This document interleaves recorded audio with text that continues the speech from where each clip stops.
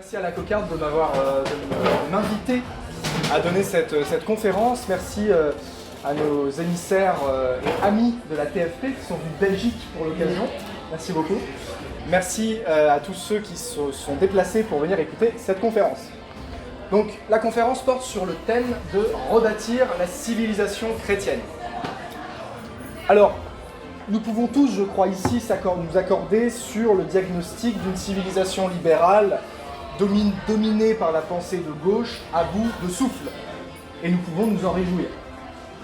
Gustave Thibon, que je citerai souvent dans cette conférence, car il est à mon sens le plus grand penseur catholique français du XXe siècle, nous rappelle cependant que l'une des caractéristiques des époques de décadence, c'est l'invraisemblable prolongation des agonies. L'invraisemblable prolongation des agonies. Donc quand on se dit, bon, finalement, ça ne peut pas durer encore longtemps comme ça, ben, si ça peut. Donc ne soyons pas trop pressés. Mais la place sera tôt ou tard libre, et sur les ruines de cette culture nauséabonde, qu'espérer construire ? Alors à la Cocarde, je cite, vous voulez retrouver la culture du bon sens, du mérite et de la fidélité à notre nation. Alors ce soir, je vais chercher à vous démontrer que la culture de cette nation ne peut pas être séparée de la foi catholique. Je parle bien de la foi catholique et pas d'un pseudo-héritage chrétien confortable et stérile. Tout d'abord, je vous exposerai la nécessité d'un renouveau contre-révolutionnaire et post-libéral qui ne peut être que chrétien. Nous verrons ensuite que ce qu'on appelle l'héritage chrétien de la France est en fait une tradition vivante et qui doit rester vivante à tout prix. Je conclurai avec quelques boussoles pour construire la civilisation de la charité à la lumière des enseignements de l'Église sur le Christ roi. Alors tout d'abord, à la lumière des penseurs français, le renouveau sera chrétien ou ne sera pas.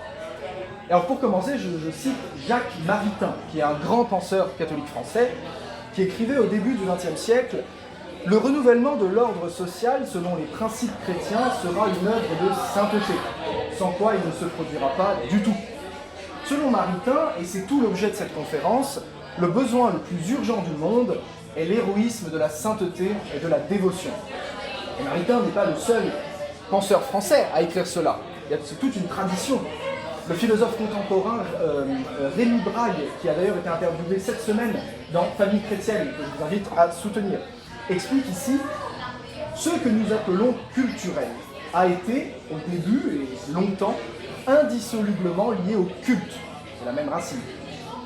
Je n'exclus pas que la culture puisse servir pour certains de succédané, c'est-à-dire de substitut à la foi évanouie, même si je préfère personnellement le café à la chicorée.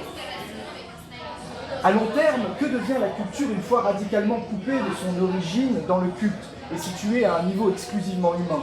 Je répondrai, ou bien elle devient du divertissement, ou bien elle tombe dans la propagande.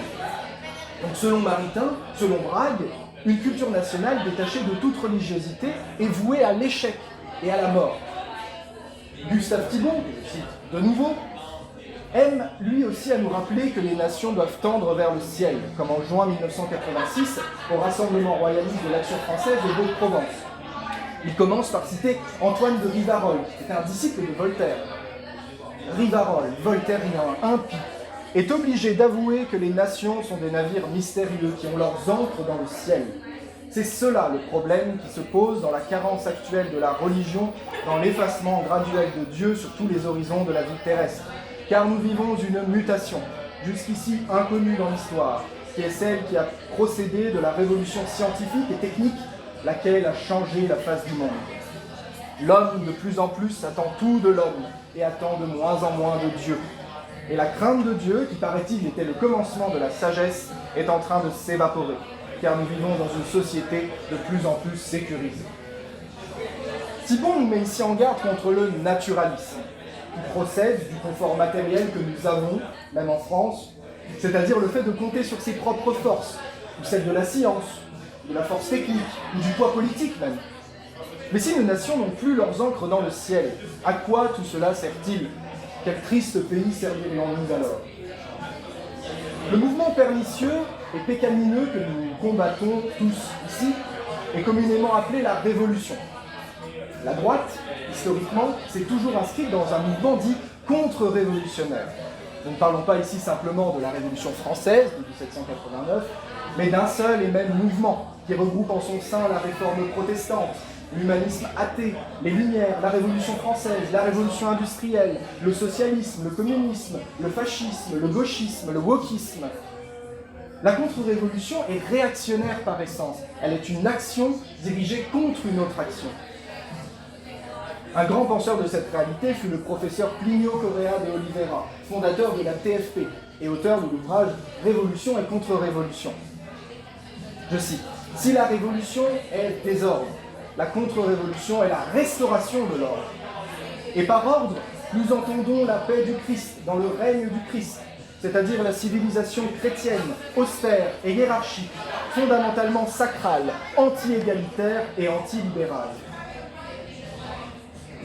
Cependant, Léon XIII, de sainte mémoire, a clairement rappelé dans son encyclique Au milieu des sollicitudes en 1892 que chacune des formes de gouvernement est bonne, pourvu qu'elle sache marcher droit à sa fin, c'est-à-dire le bien commun, pour lequel l'autorité sociale est constituée. Nous osons, avec le professeur Plinio, affirmer que, je cite, « La culture et la civilisation catholique sont la culture et la civilisation par excellence. » C'est d'ailleurs ce qu'écrivait Saint Pie X dans son encyclique Il Fermo Proposito en 1905.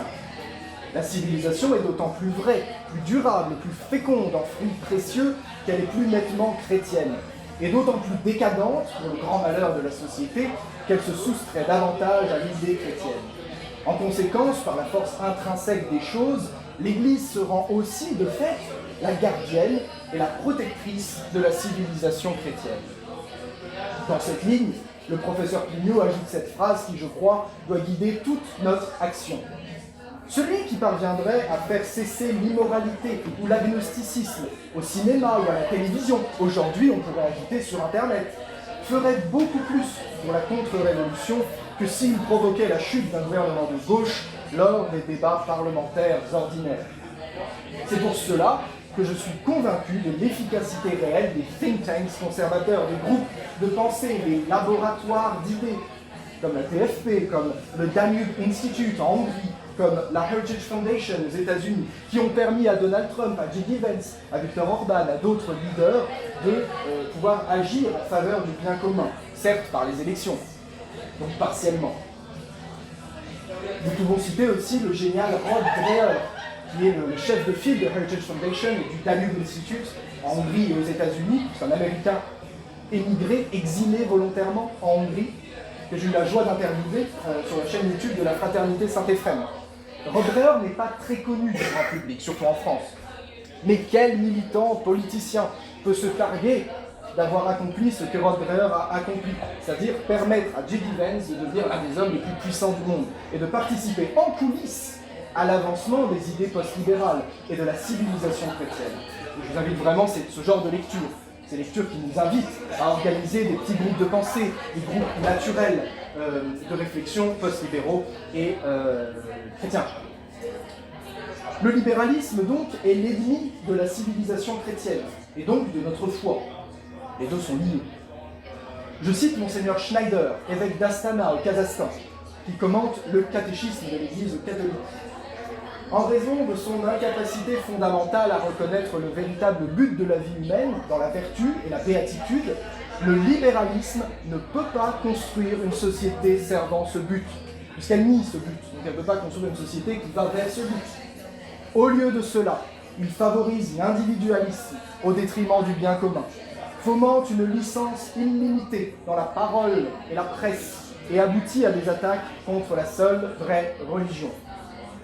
Le libéralisme doit être rejeté par les catholiques et toute personne de bonne volonté, parce qu'il affirme la liberté personnelle illimitée comme un droit sans restriction, ce qui est contraire à la loi naturelle et contraire à la révélation divine, parce qu'il nie la subordination légitime de l'État à l'Église, parce qu'il méprise la royauté sociale du Christ et rejette les bienfaits qui en découlent, parce qu'il inculque l'indifférentisme à la loi morale et conduit à l'anarchie hédoniste, à l'anarchie du plaisir.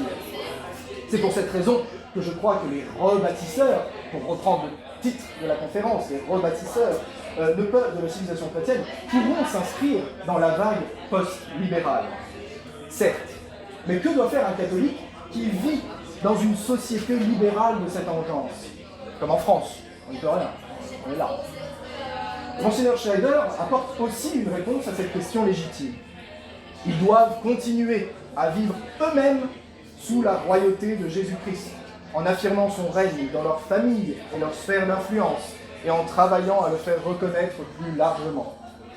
Et c'est ce que fait Rod Dreher, encore une fois, qui a la responsabilité d'avoir une sphère d'influence qui s'étend de la Silicon Valley à la Maison-Blanche. On n'a pas tous une sphère d'influence de cette ampleur, mais tous, nous avons la responsabilité de faire régner le Christ d'abord dans notre vie privée, personnelle, intime, dans nos familles, dans nos foyers et dans notre travail. Nous devons donc fuir la pensée de gauche et tout ce qui lui ressemble. On peut parfois entendre qu'on doit, qu'il est nécessaire de combattre la gauche à armes égales. Et pour un catholique français, il n'y a rien de plus faux. Nous avons vu qu'une vraie pensée de droite ne peut être que contre-révolutionnaire. Donc j'aimerais mettre en garde contre l'usage des slogans de gauche par le mouvement. Par exemple, ni oubli ni pardon ne peut être un slogan de droite. C'est un slogan de gauche, utilisé par la gauche, qui incarne l'attitude de gauche. Certains d'entre vous ont peut-être regardé la magnifique cérémonie d'hommage à Charlie Kirk le 21 septembre dernier en Arizona. Les discours de J.D. Vance et d'Erika Kirk incarnent vraiment ce que devrait être la pensée de droite chrétienne aujourd'hui. Malgré la fermeté de leurs actions vis-à-vis des terroristes et de la gauche radicale, tous les deux ont expérimenté le vrai sens de l'évangile. Là où Donald Trump, ce jour-là, s'est fait le héros d'une religion civil religion, hébraïsante, en affirmant haïr ses élus et en réaffirmant la loi du talion. Erika Kirk, elle, a cité notre Seigneur sur la croix en pardonnant à l'homme qui a tué son mari.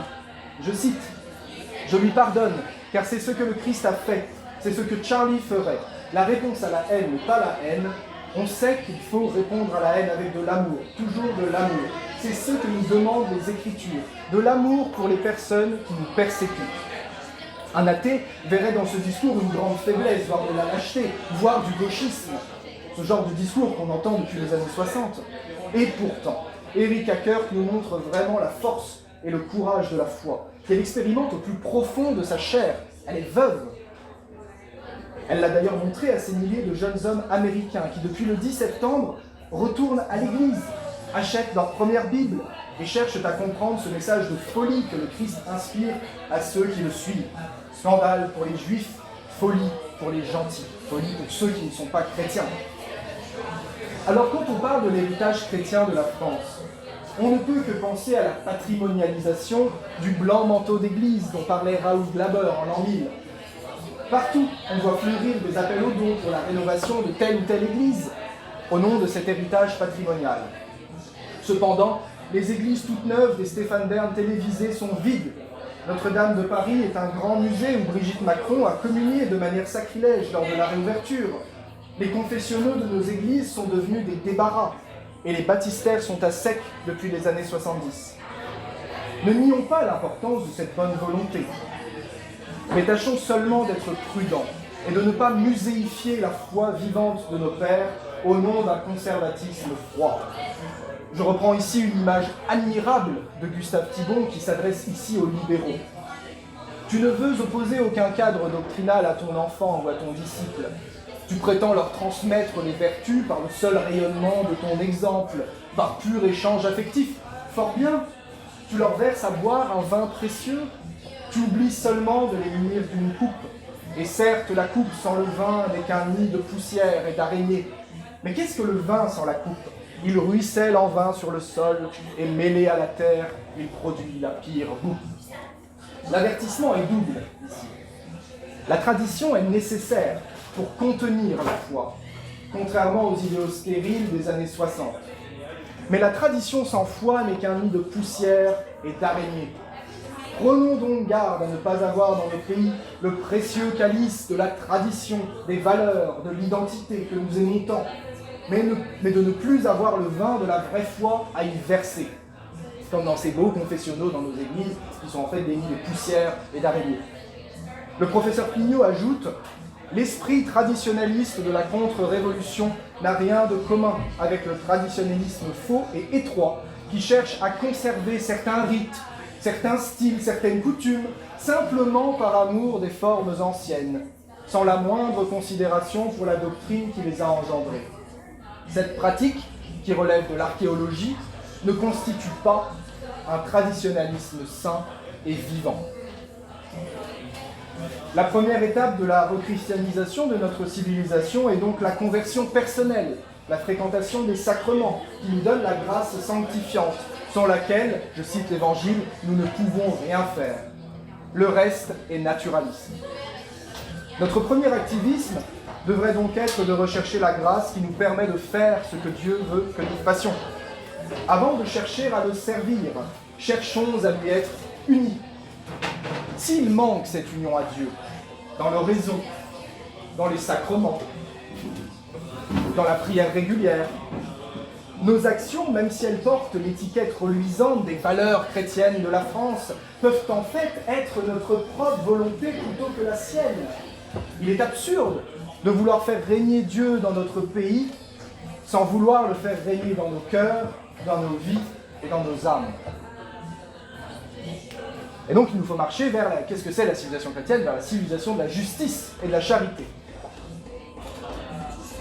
C'est mon troisième point. Quel meilleur exemple de civilisation chrétienne que la communion des saints? L'Église nous fait la grâce de nous donner comme grands frères dans la foi ces milliers de saints, ces myriades de bienheureux. C'est à leur école que nous pouvons comprendre ce qu'est véritablement la civilisation chrétienne. Voyez par exemple, il a fallu en prendre un parmi tant d'autres, voyez Saint Jean Bosco, admirable exemple d'un engagement véritablement libre dans un contexte de chaos révolutionnaire en Italie. Je cite, « Ce qu'il faut savoir pour comprendre le caractère extraordinaire de l'œuvre de Don Bosco, c'est que le gouvernement radical adopte une législation anticléricale tout au long des années 1850 à 1860. Expulsion des jésuites et des dames du Sacré-Cœur, suppression des couvents uniquement contemplatifs, préparation de la laïcisation des écoles. Le vent est à l'anticléricalisme, d'où l'attitude générale du clergé, paralysé par la peur et par la prudence. Plus personne ne fait rien, sauf Saint Jean Bosco. En 1849, par exemple, il fonde un petit journal intitulé « L'ami de la jeunesse ». Son but est de prémunir ses lecteurs, et surtout les jeunes gens, contre le danger des mauvaises lectures qui, à la faveur de la liberté de la presse, s'efforcent de corrompre les mœurs. Donc quand on dit qu'il y a une crise dans l'Église, dans nos sociétés, vous voyez, il y en a toujours eu en fait. Parce que là, bon, le pape Pie IX était quand même prisonnier dans son palais. Donc pour cela, Saint Jean Bosco déjouera plusieurs tentatives d'assassinat de libéraux et de francs-maçons. En septembre 1870, les troupes révolutionnaires italiennes envahissent Rome. Le pape Pie IX, je l'ai dit, est prisonnier dans son propre palais. Mais l'action de Jean Bosco, toute de douceur, d'engagement et de fidélité au pape, nous est donnée comme exemple par l'Église.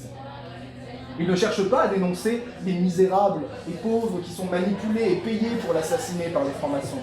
Il cherche à les sauver, il cherche à les convertir. Les militants de la cocarde connaissent mieux que quiconque peut-être ces méthodes révolutionnaires, ces lâches guet-apens au sortir de chez vous, ces passages à tabac. Il suffit de voir vos stories. On se défend. Voilà. L'armement qui est un exemple justement qui a été repassé par Elon Musk voilà, le but n'est pas du tout d'agresser, mais quand on rend hommage justement à cette jeune Lola qui a été pas tuée mais vraiment assassinée, ça a fait une belle ligne comme ça de défense, et puis les forces magnifiques de gauche, voilà, qui sont un terme barbare, mais pour les connoter comme ça, ont été repoussés. C'est très vrai. C'est toujours très impressionnant de voir ces images. Et donc, le bon Dieu nous appelle quand même à sanctifier tout dans notre vie, y compris ces violentes réalités. Gustave Thibon écrit « Bienheureux les pacifiques », non pas les faibles qui tremblent devant la guerre, mais les forts qui trouvent la paix partout, même dans la guerre. Il loue les forts qui trouvent la paix partout, même dans la guerre. Et cette paix qui habitait les martyrs dans l'arène ne peut que nous venir du Christ. Rien n'importe tant que le salut de nos ennemis. En Matthieu chapitre 5, notre Seigneur nous dit « Et moi je vous dis, aimez vos ennemis et priez pour ceux qui vous persécutent, afin que vous deveniez enfants de votre Père qui est dans les cieux, car il fait lever son soleil sur les méchants et sur les bons, et descendre la pluie sur les justes et sur les injustes. » Si en effet vous aimez ceux qui vous aiment, quelle récompense méritez-vous?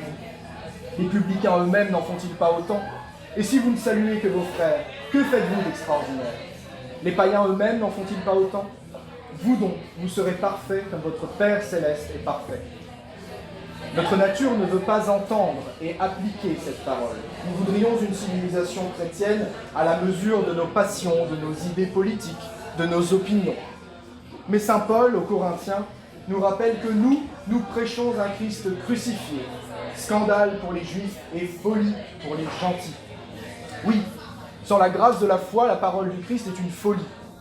Mais si nous voulons une civilisation chrétienne, cela implique cette exigence explicite de notre Seigneur. L'Église nous y aide en nous rappelant la grâce du martyre, de la persécution. Je reprends la phrase de Tertullien, le sang des martyrs est semence des chrétiens. Encore une fois, sans le canoniser à outrance, mais le sang de Charlie Kirk a mené en 2 semaines à une hausse de 36% dans les ventes de Bibles aux États-Unis, selon le Wall Street Journal. Une page admirable de Gustave Thibon, décrivant son ami Simone Weil, la vraie Simone Weil, avec un W, me semble être tout un programme. Je cite. Aucune faction, aucune idéologie sociale n'a le droit de se réclamer d'elle. Son amour du peuple et sa haine de toute oppression ne suffisent pas pour l'inféoder au parti de gauche. Sa négation du progrès et son culte de la tradition n'autorisent pas davantage à la classer à droite. Elle mettait dans ses engagements politiques la passion qu'elle apportait en toutes choses. Mais loin de se faire une idole d'une idée, d'une nation ou d'une classe, elle savait que le social est par excellence le domaine du relatif et du mal, mais a essayé sans cesse de rétablir l'équilibre en se portant du côté des vaincus et des opprimés. Quel exemple! Gustave Thibon encore répond admirablement aux mystiques révolutionnaires, de droite comme de gauche, qui nous accuseraient de ne pas prendre part à l'activisme forcené qui pervertit parfois les meilleures causes. Je cite, « Cœur froid, me criez-vous parce que je ne partage pas votre impure ardeur. Allons donc, j'aime la chaleur plus que vous, mais je hais la fièvre. J'aime la chaleur plus que vous, mais je hais la fièvre. » Tâchons, chers amis, de toujours garder la doctrine sociale de l'Église à l'œil et de ne pas céder notre liberté aux idéologies, quelles qu'elles soient. Le compendium de la doctrine sociale de l'Église nous enseigne « Le respect de la dignité humaine ne peut en aucune façon ne pas tenir compte de ce principe. Il faut que chacun considère son prochain, sans aucune exception, comme un autre lui-même, qu'il tienne compte avant tout de son existence et des moyens qui lui sont nécessaires pour vivre dignement. Il faut que tous les programmes sociaux, scientifiques et culturels soient guidés par la conscience de la primauté de chaque être humain. Alors, cela nous appelle à l'inlassable lutte contre l'avortement, l'euthanasie, la GPA, la PMA, la fécondation in vitro et toutes les formes d'eugénisme et de transhumanisme. Mais cela nous appelle aussi personnellement à la charité envers notre prochain, sans aucune exception. À Paris, certains groupuscules dits de droite faisaient des maraudes sélectives pour ne donner qu'aux blancs. Malgré notre combat politique contre le phénomène de l'immigration, l'Église appelle le catholique à s'opposer à ce genre de procédé, avec la même énergie que nous mettons dans le combat contre le wokisme, la cancel culture ou l'euthanasie. En effet, comment s'indigner du déboulonnement d'une statue de Saint-Michel et en même temps sélectionner le pauvre que nous servons? Dans toutes les situations, nous devons garder en tête cette phrase de Charles Sheldon, prisée par les chrétiens américains. Il n'y a pas plus protestant que Charles Sheldon, mais je me permets de le citer parce que c'est quand même un principe fondamental. What would Jesus do? Qu'est-ce que Jésus ferait? Les Américains ont souvent des bracelets en plastique avec marqué WWJD, What would Jesus do? Très américain, cette fois. Pour garder à l'œil toujours cette image. On n'est pas obligé d'avoir le bracelet, on peut tout à fait l'avoir sous les yeux, c'est plus comptable. Cela ne veut pas dire renoncer à la justice ou accepter bêtement les 400 000 immigrés qui se déversent en France chaque année. Mais cela demande à être prêt à défendre la dignité de chacun d'entre eux. Chacun d'entre eux, même les criminels, sont attendus par notre Seigneur au ciel. Et si notre devoir politique est de protéger nos citoyens et nos nations, notre devoir religieux nous commande de travailler à la conversion de ces âmes. Pensons à ces saints missionnaires, à saint Ignace, à saint François Xavier, à saint Charles de Foucault, qui furent prêtes à sacrifier leur vie pour la conversion des indigènes et des incroyants à l'autre bout du monde. Léon XIII, cité par Pie XI dans Quas Primas, enseigne « L'empire du Christ roi ne s'étend pas exclusivement aux nations catholiques, ni seulement aux chrétiens baptisés, qui appartiennent juridiquement à l'Église, même s'ils sont égarés loin d'elle par des opinions erronées, ou séparés de sa communion par le schisme. Il embrasse également, et sans exception, tous les hommes, même étrangers à la foi chrétienne, de sorte que l'empire du Christ Jésus, c'est en stricte vérité l'universalité du genre humain. Qu'on le veuille ou non, qu'on se rebelle ou pas, qu'on soit bon ou mauvais, saint ou criminel, le Christ est notre roi et notre vie doit être dévouée à lui être fidèle et à amener le plus d'hommes à lui être fidèles. Le premier devoir d'un apôtre de la civilisation chrétienne est donc d'assumer pleinement sa foi et de ne pas céder aux avances de la laïcité ou du laïcisme, qui est en France quand même bien ancré. Saint Pie X exhortait ainsi en 1909 le comte Medolago Albani, les Italiens. Il n'est ni loyal ni digne de dissimuler en la couvrant d'un drapeau équivoque sa qualité de catholique, comme si c'était une marchandise avariée ou de contrebande. Si nous ne pouvons rien faire de bon sans le Christ, comment croire que nous serions mieux écoutés, mieux acceptés par le monde, en trahissant ainsi notre profession de foi?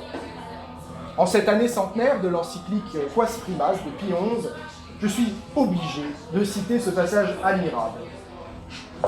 Si les hommes venaient à reconnaître l'autorité royale du Christ dans leur vie privée et dans leur vie publique, des bienfaits incroyables, une juste liberté, l'ordre et la tranquillité, la concorde et la paix se répandraient infailliblement sur la société tout entière.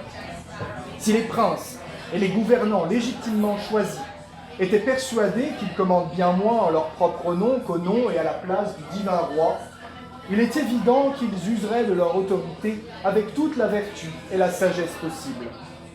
Dans l'élaboration et l'application des lois, quelle attention ne donneraient-ils pas au bien commun et à la dignité humaine de leurs subordonnés?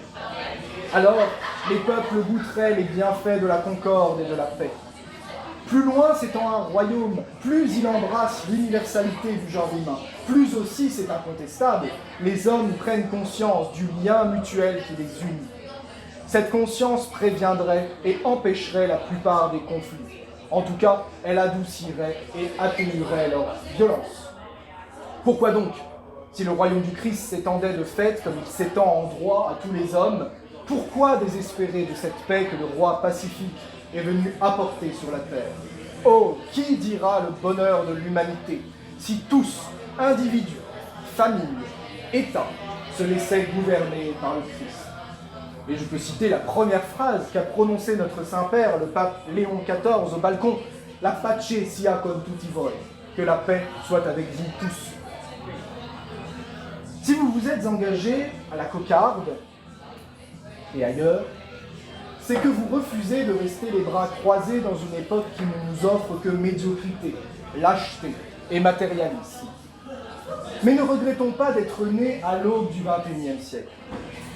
Simone Weil, que Gustave Thibon a abrité pendant la guerre, écrivait « Que pourrais-je souhaiter de meilleur que de vivre à une époque où l'on a tout perdu ?» Et le commentaire de Gustave Thibon nous aide à comprendre cette phrase scandaleuse, cette phrase de folie. Thibon commente « Certainement, on n'a pas tout perdu dans notre époque, mais nous sommes vraiment menacés de tout perdre. Et c'est dans une époque pareille que l'on peut tout retrouver, à condition de dominer le siècle de toute la hauteur de l'éternité, de toute la hauteur de l'esprit. Maintenant, nous sommes obligés d'aller contre le vent. Et jamais, je crois, dans l'histoire, le choix entre l'erreur et la vérité, entre la vie et la mort, ne s'est posé d'une manière aussi abrupte, aussi absolue. Et en disant cela, je pense aux jeunes en particulier. Ces valeurs humaines et divines, autrefois, étaient impliquées dans l'éducation de tous les jours, dans la famille. Elles s'imposaient par la pression sociale, par les mœurs. Et ces valeurs ne s'imposent plus avec la même évidence. Il appartient aux jeunes de les retrouver, maintenant, librement. de les reconstruire contre les influx de la mode, de l'opinion ambiante, contre tout le courant du siècle. Nous n'avons plus de cocon protecteur. Nous n'avons plus de cocon protecteur. Les jeunes sont confrontés à des opinions, à des mœurs très différentes de celles de la famille, du milieu naturel, même ceux qui sont élevés dans les meilleurs milieux. Ils devront choisir, s'opposer, recréer les valeurs. Il y faudra beaucoup de courage. Il y a une devise d'une famille française, je crois qu'il s'agit des Clermont-Tonnerre, « Si omnes ego non ». Si tous, pas moi. C'est une très belle devise. Savoir dire non à la foule, c'est le premier et c'est le suprême degré de la sagesse. Ce qui est capital, c'est de veiller sur son âme. Je continue la citation. Demain, tout peut arriver, le meilleur comme le pire. Nous pouvons être des robots téléguidés ou des hommes plus libres que jamais, qui arriveront à affirmer leur liberté personnellement ou par petits groupes vivants. Et par là, la suprême crainte, le suprême danger, coïncide avec la suprême chance que nous devons courir à travers le suprême risque. Et c'est pour cette raison, voyez-vous, que Simone Veil écrivait « Que pourrais-je souhaiter de meilleur que de vivre à une époque où l'on a tout perdu ?» Parce que notre choix de suivre l'Évangile au lieu du monde, au lieu des idéologies, sera plus difficile que jamais, mais aussi plus libre, et donc plus précieux que jamais. Merci beaucoup.